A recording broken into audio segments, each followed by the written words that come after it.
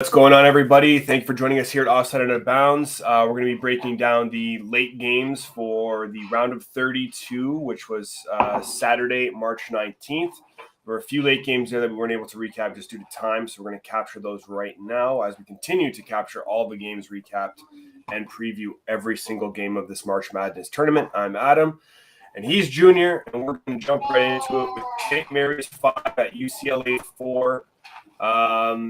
Not as competitive as we would have hoped this game to have been, Junior.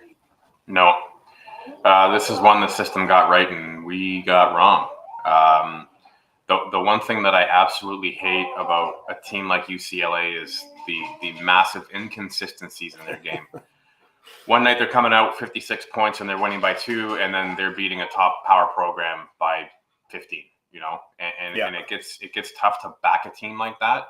Obviously, the system's just based on statistics, whereas we as human beings have a little more emotion in it and our different thought process. I don't like UCLA. I don't like that team. I think they're going to have a tough matchup against North Carolina next round.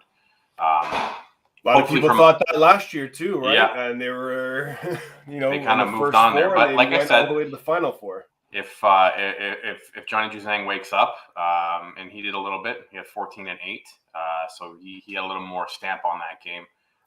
Jaquez Jr. had a great game too. Just kind of overall scoring was spread out really nicely for UCLA. But I just don't think that St. Mary's got going. They couldn't overcome some of the traps that they were going into. Didn't shoot as well from three as they normally do. And they got out-rebounded. So, I mean, there's not much to say. You get out-rebounded and you lose all that stuff, then you're done. I mean, UCLA, their shots were hitting. I mean, that was the biggest part of this game. Everything was going down for them. 56% from the field, 44% behind the arc. And free throw line very strong at 84%. And they got there in this game, 19 free throws. So, I don't know. Like UCLA, it's a tough team to watch just because, again, you don't know what you're going to get, what team you're going to see from them. For sure.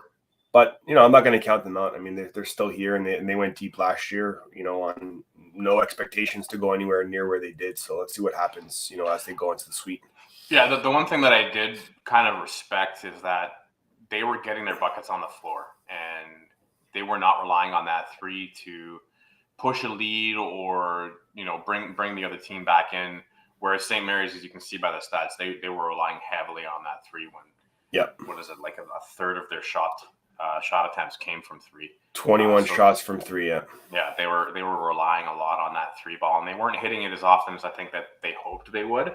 But, UCLA had a game plan. They stuck to it, and they got the W, so good on them. And I'm hoping that they're going to be favored over UNC next round, because I will be hammering UNC to take that game.